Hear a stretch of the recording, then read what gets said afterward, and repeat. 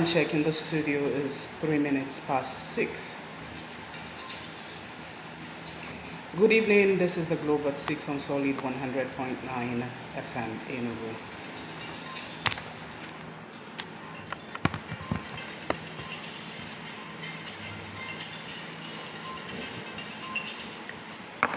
Senate committee calls for reorientation of budget office. Ogun State government places bounty on finance director's killers. On business news, Chief Executive Officer, Nigerian National Petroleum Company NNPC Limited, Mele Kyari says refineries not created to reduce petrol prices.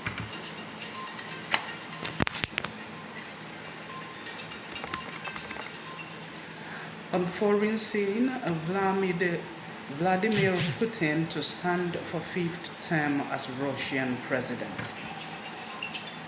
In sport, Manchester United Eric Ten Hag Harry Maguire wins November Premier League award.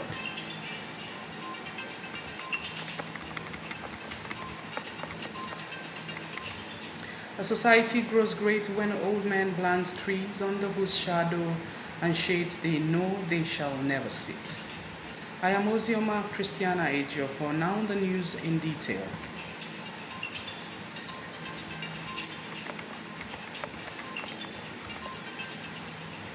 The Senate Committee on Labor on Friday said that there is a need for the reorientation of the budget office as the situation is not in tandem with the President Bola Ahmed Tinubu's administration.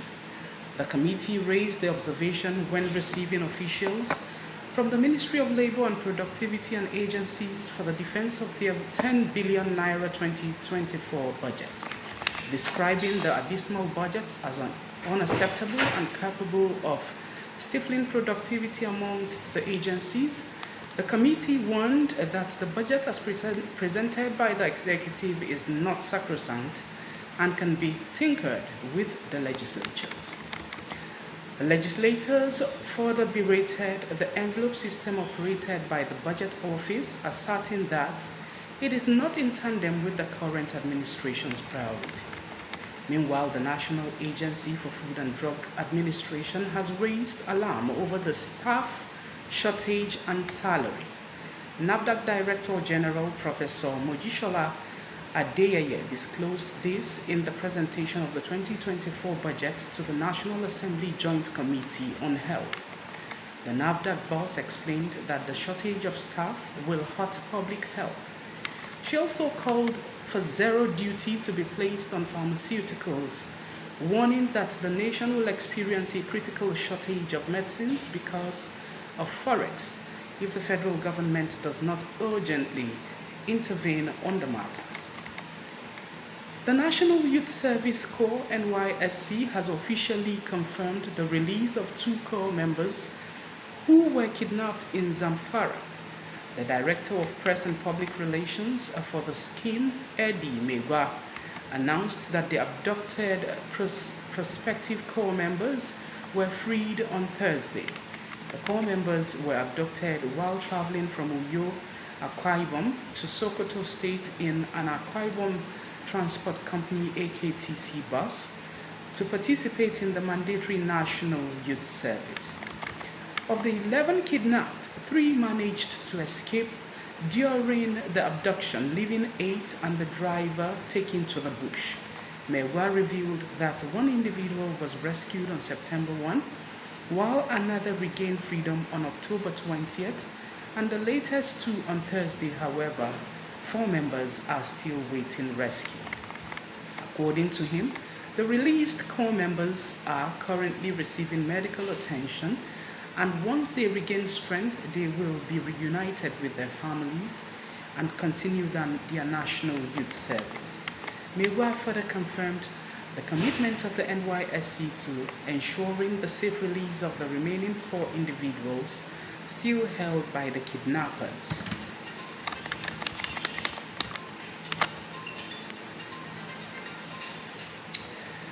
Kaduna State Governor Uba Sani has faulted the claim of the Defense Headquarters, DHQ, attributing the reason for the airstrike in the Tudumburni community to terrorists embedding themselves with civilians.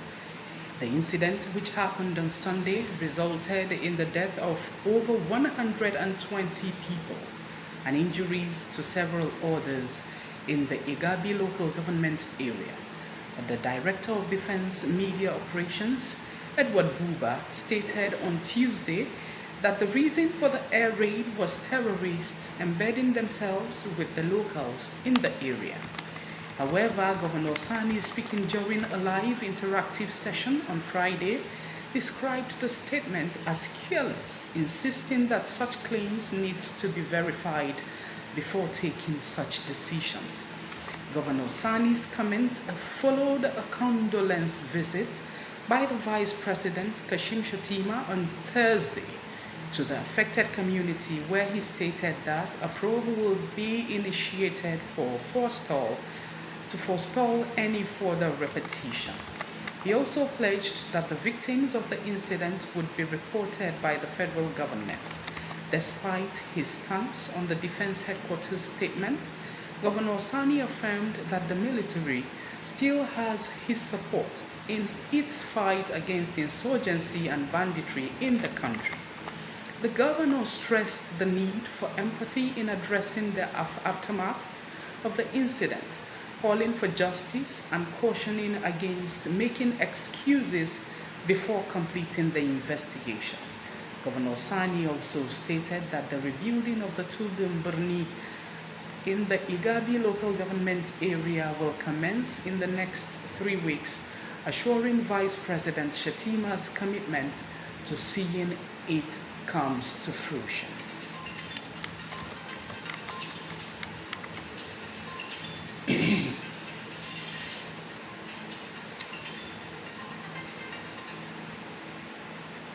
Ogun State government has announced a 50 million naira reward for anybody who could provide information leading to the arrest of the killers of Taiwo Ayekami, the former Director of Finance and Administration attached to the Governor Dapo Abiodun's office, Okemoshin at Biokuta. 51-year-old Oyekami was killed last Wednesday by gunmen at Kuto Flyover Bridge in Abeokuta.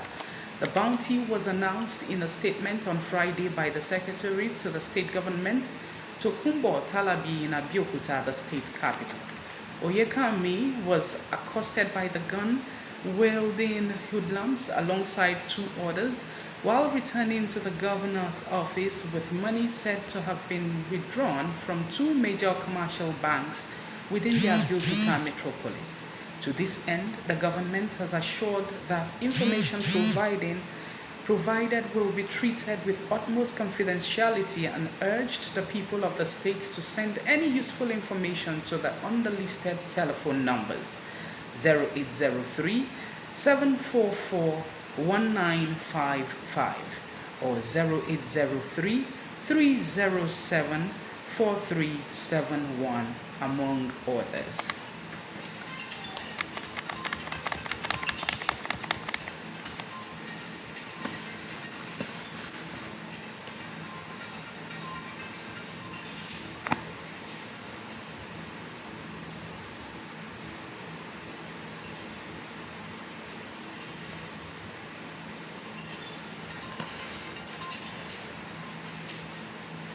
You are listening to the Globe at 6 on Solid 100.9 FM. Here are the stories in the news so far. Senate committee calls for reorientation in budget office.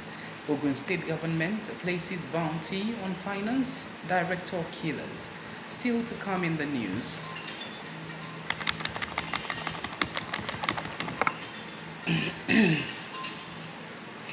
On business news, Chief Executive Officer, Nigerian National Petroleum Company, NNPC Limited, Mele Kyari, says refineries is not created to reduce petrol price. On the foreign scene, Vladimir Putin to stand for 5th term as Russian president. And in sport, Manchester United, Eric Ten Hag, Harry Maguire wins November Premier League award. Stay with us.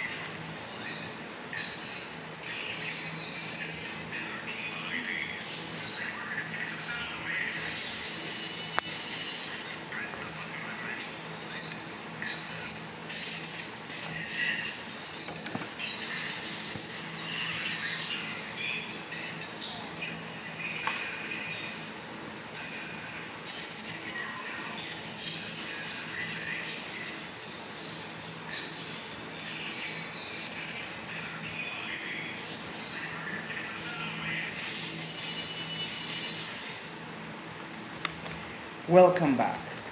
A society grows great when old men plant trees under whose shade they know they shall never sit.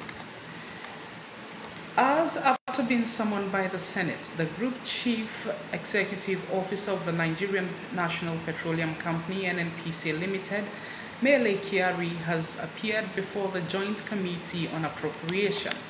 The Senate had issued a 24-hour ultimatum on Wednesday to the NNPC boss after an observation that he had in previous occasions shunned summons by the Senate to appear before its ad committee probing over 11 trillion naira expenditure on turnaround maintenance of refineries in the country between 2010 and 2023. Responding to questions by the Senate Committee on Appropriations on the potential drop in pump price of the petroleum owing to the expected functionality of refineries, Kyari clarified his comments after he was interrogated again. He explained that it might be possible to have a reduction, but it is not the main objective of the refineries. He buttressed that maintaining the energy security target has fostered the confidence that in 2024, Nigeria will become a net exporter of petroleum products. The NNPC boss affirmed that no subsidy is charged to the Federation, adding that the NNPC has contributed 4.4 trillion naira as direct revenue into the Federation in a combination of taxes, royalties, and dividends, and paid 406 billion naira as dividend to the federal government's account in July 2023. According to him, Nigeria does not have credible data for PMS consumption in the country because of the absence of the instruments to measure. Russian President Vladimir Putin has said he would stand again for a fifth term in office. He announced it at an award ceremony for participants of the full-scale war he launched against Ukraine in 2022. It comes a day after election officials set 15th to 17th March 2024 as dates for the presidential election. The re-election of Putin, 71, is seen as inevitable, with opposition almost non-existent and Russian media completely under his control. Putin served as president in 2000 to 2008, returning to the role from his stint as prime minister in 2012. This means that he has already been in power in Russia longer than any ruler since Soviet dictator Joseph Stalin. Russia's constitution was amended in 2020, increasing the presidential term from 4 to 6 years and giving Putin a clean slate to run again next year by cancelling out his previous terms. A victory in March would see him remain as president until 2030. After that, he can then potentially serve another 6 years until 2036 if he decides to stand again. It will be recalled that Putin was handed the presidency at the very end of 1999 by his ailing predecessor, Boris Yeltsin. The UN Security Council, in voting on a resolution put forward by the UAE calling for the immediate humanitarian ceasefire in Gaza.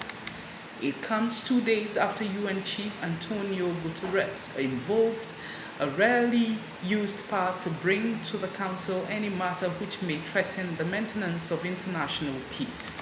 The US has consistently opposed international calls for a ceasefire and is thought likely to vote against the resolution. But US Secretary of State Anthony Blinken has urged Israel to do more to protect civilians, saying there is a gap between its promises and the reality on ground. Meanwhile, the Palestinian Health Ministry in the occupied West Bank says 6 Palestinians have been killed in an Israeli raid on Al-Farah refugee camp. Hamas attacked Israel in October, killing 1,200 people and taking 240 hostages, some of whom were released during a short-lived truce. Hamas officials in Gaza says Israel has killed more than 17,000 people in its retaliatory campaign, including both 7,000 children. And in sport, Manchester United boss Erik ten Hag and defender Harry Maguire have won November's Premier League Manager and Player of the Month award. United lost 4 of their first 7 league matches this season but have since climbed to the 6th in the table. They won November's 3 league matches against Fulham, Luton and Everton without conceding. Maguire, who struggled for game time at the start of the season, played every minute in the 3 victories. The 30-year-old became the first United defender to win the award since Nemanja Vidic in January 2029. Maguire was stripped of the United captaincy by Ten Hag in July and looked set for a move away from Old Trafford before the start of the season. However, he turned down the offer from West Ham to stay in United, even though the club accepted a £30 million bid for the English centre-back. He topped a 6-player shortlist that also included Manchester City's Jeremy Doku, Newcastle's Anthony Gordon, Luton goalkeeper Thomas Kaminski, Raheem Sterling of Chelsea, and Bournemouth winger Marcus Tavernier. Meanwhile, United hosts an informed Bournemouth at Old Trafford on Saturday. Before we end the news, please listen to this. You can send your comments, news commentary, and news reports to our official news email, solidfmnewsroom@gmail.com. To end the news, a recap of major highlights. Senate committee calls for reorientation in budget office. Ogun State government places bounty on finance director's killers.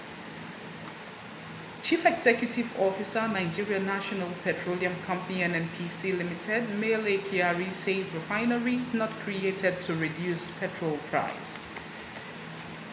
In sports, Vladimir Putin to stand for 5th term as Russian president. Manchester United Erik ten Hag, Harry Maguire wins November Premier League award. A society grows great when old men plant trees under whose shade they know they shall never sit. On behalf of the news editor Sandra Ukeje Ohekwe, I am Christiana Ozioma Ejiofo. Thank you for listening. Stay tuned. It can only be found on Solid 100.9 FM. Thanks for listening.